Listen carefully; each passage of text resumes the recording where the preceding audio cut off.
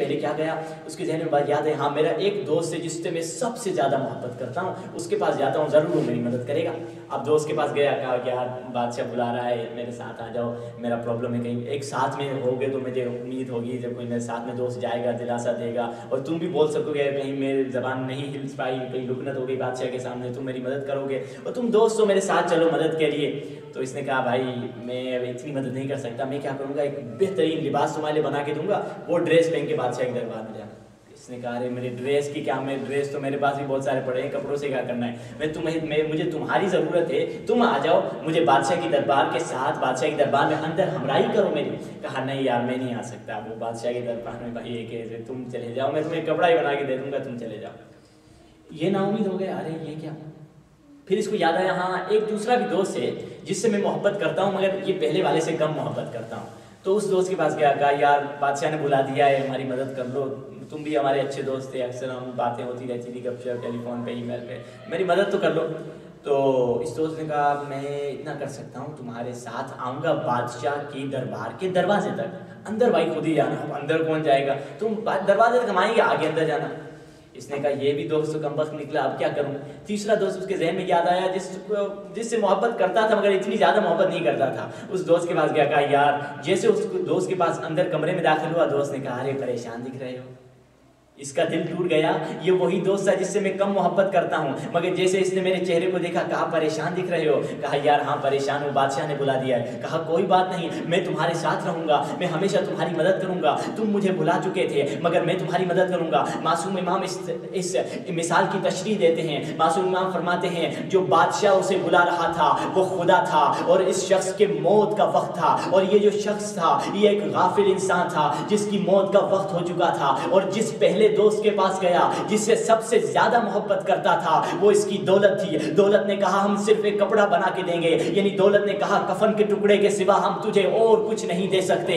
اور جب دوسرے دوست کے پاس گیا جس سے دولت سے کم محبت کرتا تھا وہ اس کے بچے تھے، دوسرے دوست نے کہا ہم بادشاہ کے دروازے تک آئیں گے، بادشاہ کے محل کے دروازے تک آئیں گے، بچے بھی یہی کرتے ہیں، تمہیں قبر میں لٹا دیں گے، قبر میں تمہارے ساتھ کوئی نہیں آئے گا، قبر کے دروازے تک آئیں گے اور تمہیں وہیں چھوڑ کر چلے جائیں گے۔ اور تیسرا دوست جس کے پاس گیا وہ اس کے عمل صالح تھے جو ہمیشہ اس کی ذات کا حصہ تھا، انہی عمل صالح نے کہا ہم تمہاری مدد کر سکتے ہیں۔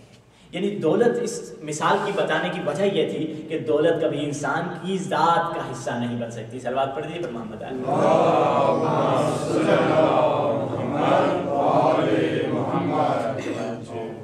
فرج ہوں۔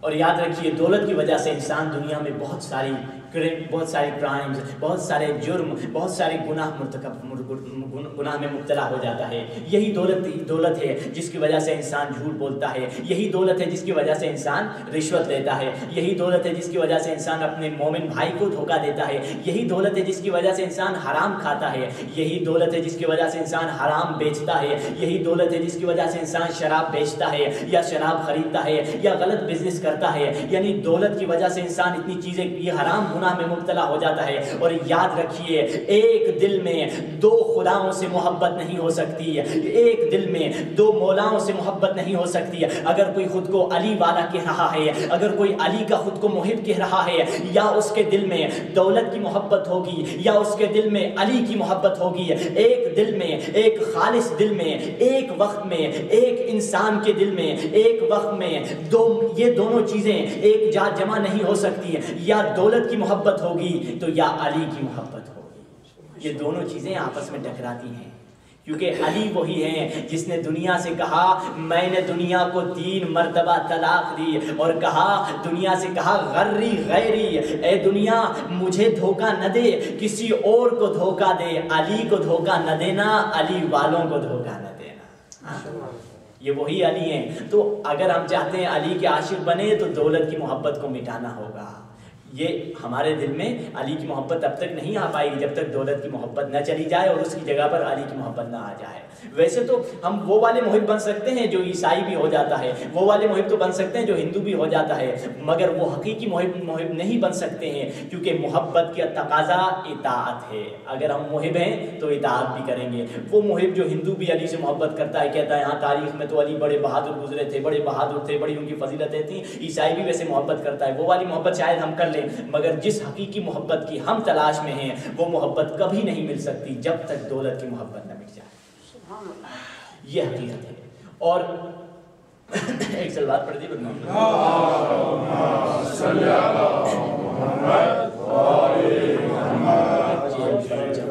اور علی کے اگر صحابیوں کی طرف دیکھیں آپ، سارے جو بھی علی کے صحابی ہیں، مولا نے کبھی کسی صحابی کو، کسی شخص کو اپنا صحابی نہیں بنایا، مگر اس سے پہلے دولت کی محبت کو اس کے دل سے مٹا دیا، دولت کی محبت کی جڑوں کو کاٹ دیا۔ حضرت ابو ذر غفاری مولا علی علیہ السلام کے بڑے عاشق ہیں، رسول خدا کے بھی صحابی ہیں، بڑے مولا علی علیہ السلام کے غلاموں میں سے ہیں۔ ابو ذر غفاری وہ شخص ہیں جہاں بھی جاتے تھے تو ہدایت کی شمع روشن کرتے تھے، جہاں بھی جاتے تھے نور کی بارش کرتے تھے، ایسے حق بیان کرنے والے تھے۔ تاریخ میں لکھا گیا ابو ذر غفاری جس شہر میں رہتے تھے، جب مسلمان ہوئے تھے تازے، تو جس شہر میں رہتے تھے وہاں ہندو بھی بہت سارے رہتے تھے، یعنی بت پرست جس کو ہم کہتے ہیں، تو بت پرست بہت سارے رہتے تھے۔ کسی دن ابو ذر غفاری نکلے کسی کام سے، دیکھا بت پرستوں کے عبادت خانے سے گزر رہے تھے، دیکھا وہ بت پرست جو ہیں اپنے عبادت خانے میں نہیں بیٹھے ہوئے، وہ عبادت خانے کے باہر غم منا رہے ہیں اور رو رہے ہیں۔ ابو ذر غفاری آگے گئے، کہنے لگے بھائی کیا ہوا ہے، کیوں مسئلہ کیا ہوا ہے، تم لوگ عبادت کا ٹائم ہے، تم عبادت نہیں کر رہے، جا کے عبادت خانے کے سامنے گریا کر رہے ہو، کیا ہوا ہے، کیوں مسئلہ ہے؟ کہنے لگے ابو ذر نہ پوچھ، غضب ہو گیا۔ کہا ہوا کیا بتاؤ تو؟ کہا ابو ذر بڑی مصیبت آ گئی، غضب ہو گیا۔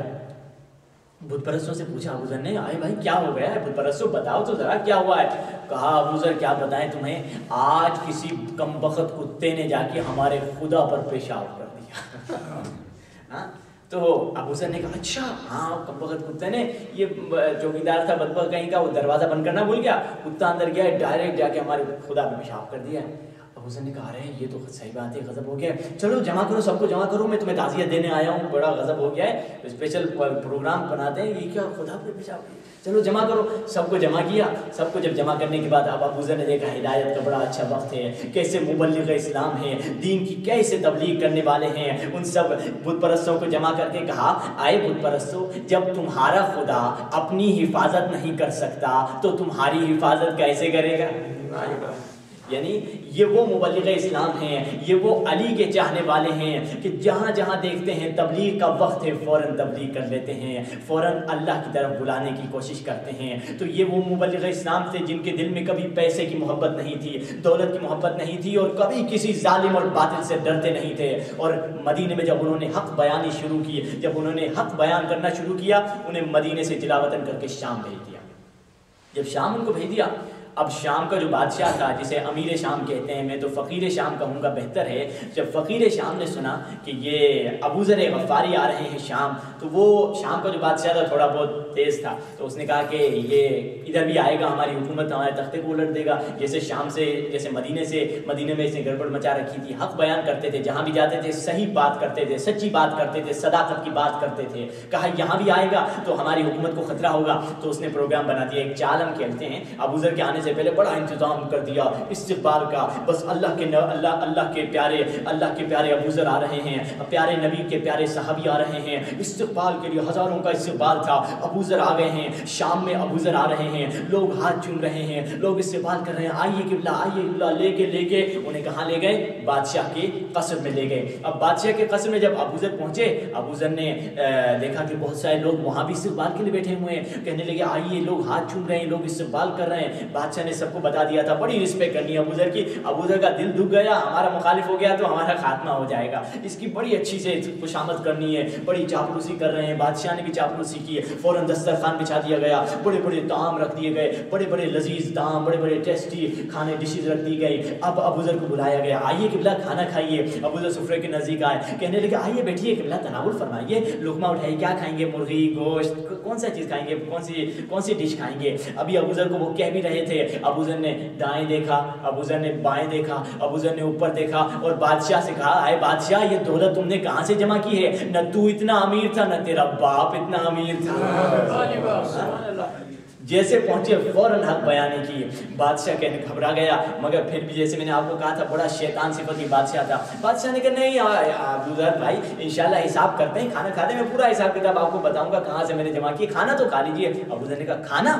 یہ کھانا میں کھاؤں؟ اتنے تو طعام، اتنے تو بڑے بڑے ٹیسٹی کھانے تو میں نے رسول خدا کے سفرے پہ نہیں دیکھے، میں نے رسول خدا کے دسترخوان پہ اتنے طعام نہیں دیکھے، میں ادھر کیسے کھاؤں؟ اب پھر اس نے دوسری چال چلائی، بادشاہ نے کہا چلیے چلیے ٹھیک ہے آپ کھانا نہیں کھاتے تو آئیے آپ کا کمرہ تیار ہے، میں نے آپ کا کمرہ قسم میں رکھا ہوا ہے، یا آپ کے غلام ہے، جو آپ کو چاہیے فوراً آپ کو مل جائے گا، آئیے ریسٹ تو کیجیے، بڑا لمبا سفر مدینے سے کر کے آئے، آرام کیجیے۔